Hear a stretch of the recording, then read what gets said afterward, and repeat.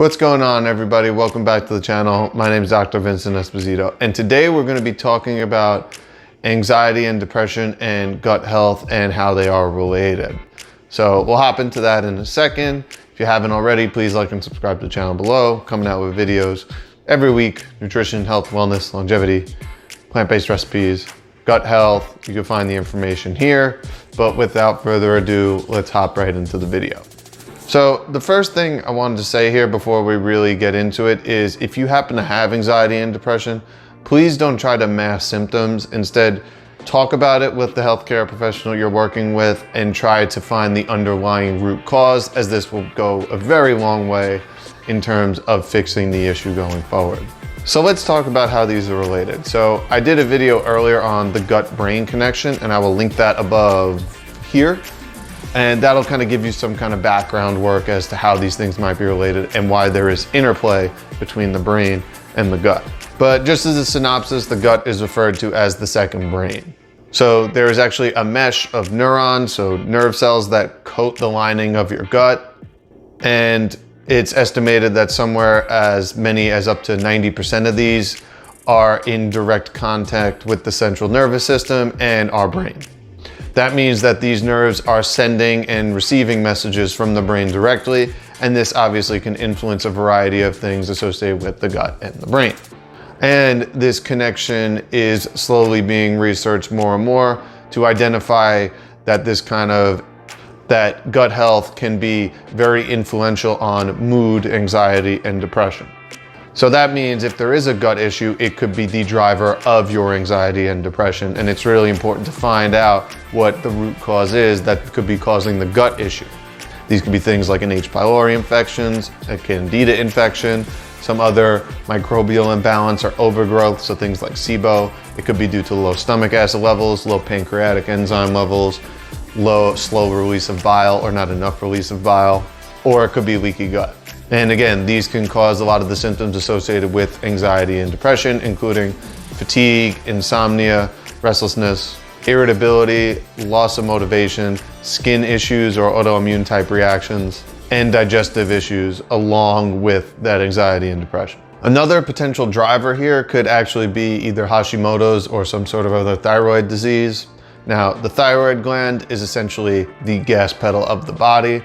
It allows us to slow down or speed up depending on the amount of hormones released. Depression can be an early sign of hypothyroidism, so you're kind of letting off that gas a little bit.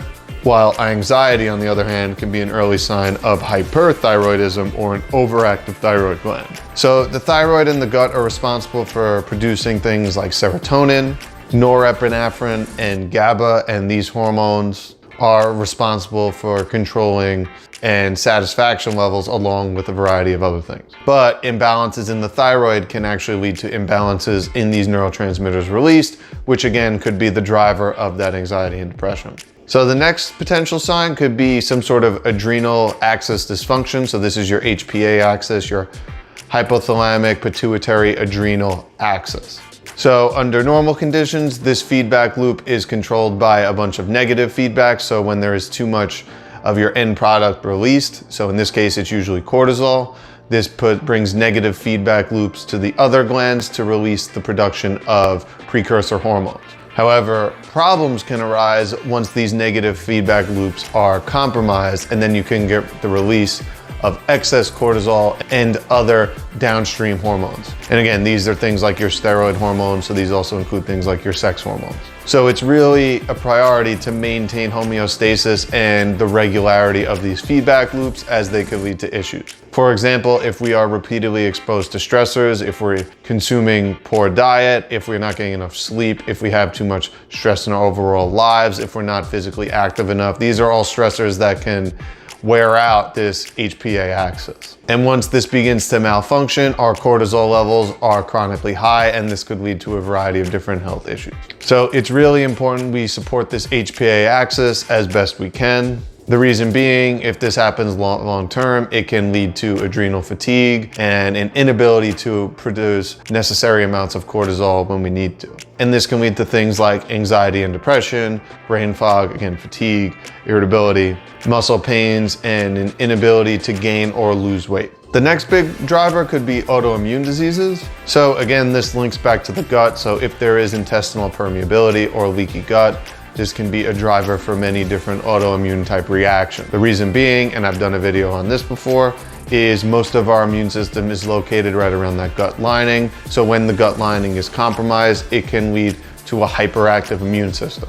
And again, not only can it lead to things like potentially joint pain, rashes, or acne, it can also lead to things like anxiety and depression, as mentioned earlier. Therefore, it's really important to get to the root cause so we can address it properly going forward. The next big one is estrogen dominance. So our sex hormones play just as big a role as our thyroid hormones when it comes to driving anxiety and depression potentially. So for example, if you're a woman going through the cycle and you cannot produce enough progesterone to even out estrogen levels, this can lead to things like PMS. And when this happens, it could be very difficult to manage your emotions and you might become very irritable. This sometimes can be due to xenoestrogens found in makeup products, cosmetics, shampoos, conditioners, and cleaning products. So it's really important to do a cleanup of those, or at least a check, and see which ones could be potentially causing some of these issues, as these xenoestrogens could be a driver of this. And again, removing these toxins will help restore balance to our hormones and thyroid gland. Finally, we have external stresses. So again, we've used the stress bucket analogy before on this channel. So if that stress bucket begins to overflow, it can lead to a variety of different symptoms, some of which are anxiety and depression. So things like work stress, poor sleep habits, poor diet, financial issues, heavy metal exposure, tobacco use or alcohol use, medication side effects, or exposure to molds or other environmental toxins where you spend a lot of time. So places like your home or your workspace can all be playing a role.